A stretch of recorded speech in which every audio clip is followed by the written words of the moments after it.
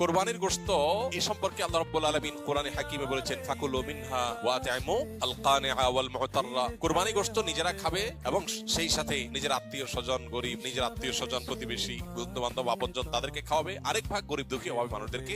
কোরবানির গোশত 3 ভাগ করার নাকি নিয়ম নেই, কিভাবে বন্টন করা সবচেয়ে উত্তম? কোরবানির গোশত 3 ভাগ করার নিয়ম নেই, এই কথা ইদানিং খুব বেশি চাউর হচ্ছে। কে বলেছে কোরবানির গোশত 3 ভাগ করার নিয়ম নেই? এখানে একটি ভুলকে সংশোধন করতে গিয়ে আরেকটা ভুল আমরা করে বসছি অনেকে, আর সেটি হলো কোরবানির গোশত এই সম্পর্কে আল্লাহ রাব্বুল আলামিন কোরআনে হাকিমে বলেছেন ফাকুলু মিনহা ওয়া আতইমু আল কানিআ ওয়াল মুতাররা। কোরবানি গোশত নিজেরা খাবে এবং সেই সাথে নিজের আত্মীয় স্বজন, গরিব, নিজের আত্মীয় স্বজন, প্রতিবেশী, বন্ধু বান্ধব, আপনজন তাদেরকে খাওয়াবে। আরেক ভাগ গরিব দুঃখী অভাবী মানুষদেরকে দিবে, অর্থাৎ 3 ভাগে ভাগ করবে। এটা মুস্তাহাব, ভালো। যে জিনিসটা আমাদের সমাজের সংশোধন যোগ্য সেটা হলো সমাজের ভাগ নামে কোন পশু থেকে থোক গোশত তুলে রেখে 1/3 গোশত সরিয়ে রেখে মোড়ল মাতবররা তাদের মতো করে তারা বন্টন করে। এটা একদিক থেকে তো ভালো দেখা যায় যে সামাজিক ভাবে উদ্যোগ নিয়ে যদি বন্টন করা হয় সব গরিবরা সমান হারে পাবে, উপযুক্ত মানুষদের ঘরে ঘরে পৌঁছে যাবে, এটা ভালো। এটা আসলেই ভালো তখন যদি শরীকদের কারোর কোনো আপত্তি না থাকে। সবাই যদি বলে হ্যাঁ ঠিক আছে, এটা খুব সুন্দর পদ্ধতি, আমাদের সবার কোনো দায় দাবি নাই, সবার তরফ থেকে একটা গরুতে 7 ভাগে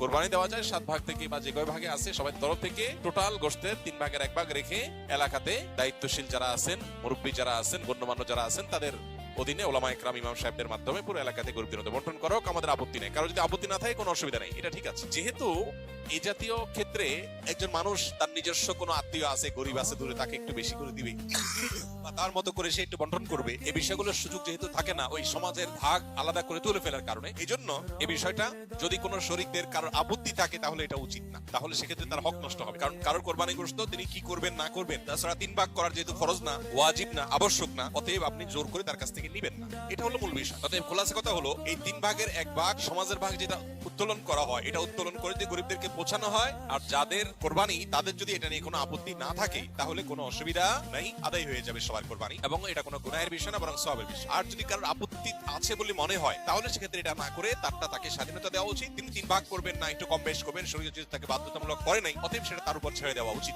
কিন্তু 3 ভাগ করে কিছুটা নিজে খাওয়া, কিছুটা আত্মীয় স্বজন, কিছুটা গরিবদেরকে দেওয়া, এটা মুস্তাহাব। এটা